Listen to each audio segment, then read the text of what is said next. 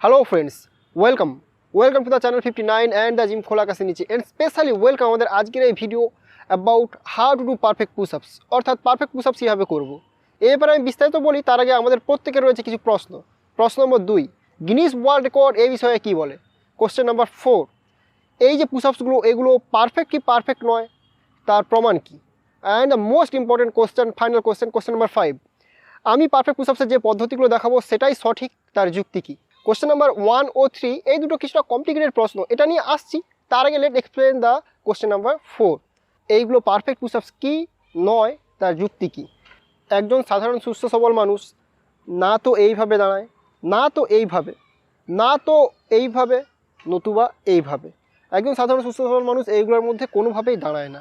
যেহেতু পায়ের পাতা ও হাতের তালুর উপর ভর দিয়ে সোজা হয়ে দাঁড়ানোর প্রতিরূপী পারফেক্ট পুশ-আপসের মূল মন্ত্র, আর এখানে এই নিয়মটা সোজা হয়ে দাঁড়ানোর সাধারণ নিয়মটাই মানা হচ্ছে না, তাই এগুলি পারফেক্ট পুশ-আপস নয়। তবে কি সোজা হয়ে দাঁড়ানোর এই সাধারণ নিয়মটা পুশ-আপসের ক্ষেত্রে অ্যাপ্লাই করলেই পারফেক্ট পুশ-আপস হয়ে যাবে?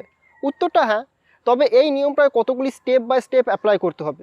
So let's see the steps. Step number 1, sitting position. পায়ের পাতার উপর ভর দিয়ে সিটিং পজিশন। এই স্টেপটা দেখে এতটা গুরুত্বপূর্ণ মনে না হলেও এই স্টেপটা সর্বোত্তম গুরুত্বপূর্ণ, কেন কি এই স্টেপটার উপর ডিপেন্ড করে বাকি স্টেপগুলো অটোমেটিক্যালি ঠিক কিংবা ভুল হওয়ার। Step 2, hand position.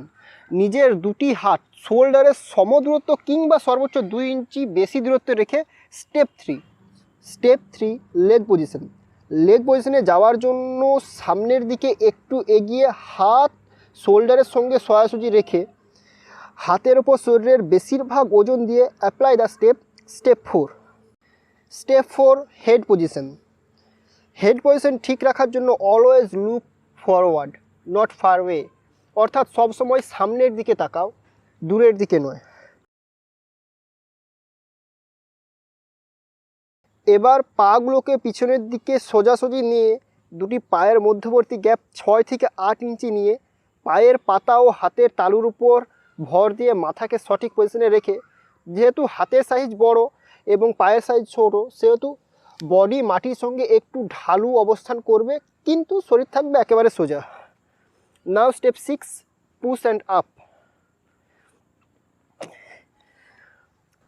পুশ আপসে নিচে যাওয়ার সময় বডিকে অন্ততপক্ষে এতটা নিচে নিয়ে যেতে হবে, বডি গ্রাউন্ডের সঙ্গে একেবারে সরল রেখায়, অর্থাৎ মাটির সঙ্গে গোড়ালির উচ্চতা যতটা, মাটি থেকে পিঠের উচ্চতাও ততটা, এবং কুনুই দুটো শরীরের সঙ্গে 45 ডিগ্রি কোণে অবস্থান করবে, এবং এই অবস্থায় বডিকে কয়েক মুহূর্ত হোল্ড করতে হবে, এবং যখন উপরে আসবে তখন হাত থাকবে একেবারে সোজা, বডি থাকবে মাটির সঙ্গে একটু ঢাল কিন্তু সোজা, অর্থাৎ পুনরায় আগের অবস্থায়, এবং এ অবস্থায় কিছু মুহূর্ত হোল্ড করে আবারও একই রকমভাবে নিচে যাওয়া ও উপরে আসা।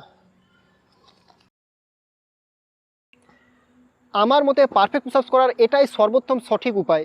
তবে শারীরিক গঠন অনুযায়ী কিছুটা ঢেউ খেলানো হতে পারে, যেমন আমাদের স্পাইনাল কর্ড একটু এস আকৃতির, আমাদের কোমরটা একটু ঢোকা, বাম্প ইজ স্লাইটলি আপ, আমাদের চেস্টটা একটু চাপটা পায়ের তুলনায়। আমি বলতে চাইছি এটা শারীরিক গঠন অনুযায়ী শরীর একটু ঢেউ খেলানো হতে পারে, তবে শরীর থাকবে একেবারে সোজা। তবে যদি আপনি পুশ-আপস করতে না পারেন তবুও কোনো ব্যাপার নয়, কেন কি আমরা অলরেডি নতুনরা কীভাবে পুশ-আপস করবে সেই বিষয়ে একটা ডিটেলস ভিডিও আপলোড করে রেখেছি, যার লিঙ্ক আপনার ডিসক্রিপশন অথবা আই বাটনে পেয়ে যাবেন। চলুন এবার শোনা যাক গিনিস ওয়ার্ল্ড রেকর্ড এই বিষয়ে কী বলে। আপনারা প্রত্যেকেই জানেন আমি ইন্ডিয়ান বুক অফ রেকর্ডসে একটা রেকর্ড করেছি পুশ-আপস রিলেটেড, এবং Guinness book of world রেকর্ডেও push-ups রেকর্ডের জন্য একটা অ্যাপ্লাই করেছিলাম। সেখানে গিনিস থেকে আমাকে একটা কাউন্টেবল পুশ-আপস হওয়ার জন্য কিছু শর্তাবলী বলে দেওয়া হয়েছিল। চলুন দেখে নেওয়া যাক সেগুলো একবার। সহজ ভাষায় গিনিস বুকের শর্ত অনুযায়ী বডি থাকবে একেবারে সোজা, হাঁটু অথবা কোমরে কোনো রকম ভাঁজ থাকবে না, আর যখন কোনোই ভাঁজ করে আপনি নিচে নামবেন তখন আপনাকে অন্তত 90 ডিগ্রি পর্যন্ত যেতে হবে। যখন উপরে আসবেন তখন হাত থাকবে একেবারে সোজা, এলবো লক করার প্রয়োজন। এবার আসা কোশ্চেন নাম্বার 1 এবং 3-তে। কোশ্চেন নাম্বার 1, আমরা যে পুশ-আপসগুলো করি সেগুলো কতটা পারফেক্ট কি পারফেক্ট নয়। আশা করব এতক্ষণের কনভারসেশনে এটা বোঝা গেছে আমরা যে পুশ-আপস, আপনি বা আমরা প্রত্যেকে যে পুশ-আপস করি সেটা কতটা পারফেক্ট কি কতটা পারফেক্ট নয়। Let's come to the question number 3, আমরা পুশ-আপস করার সময় সাধারণত কী ভুল করে থাকি। এতক্ষণের ভিডিওতে আশা করি অনেকটাই বোঝা গেছে যে আমরা সাধারণত কী ভুলগুলো করে থাকি।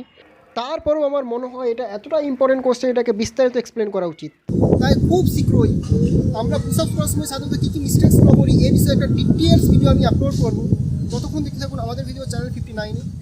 যদি আমাদের ভিডিওগুলি হেল্পফুল হয় তাহলে লাইক করতে পারেন, বন্ধুদের সঙ্গে শেয়ার করতে পারেন এবং আমাদের সঙ্গে জুড়ে থাকার জন্য চ্যানেলটি সাবস্ক্রাইবও করতে পারেন।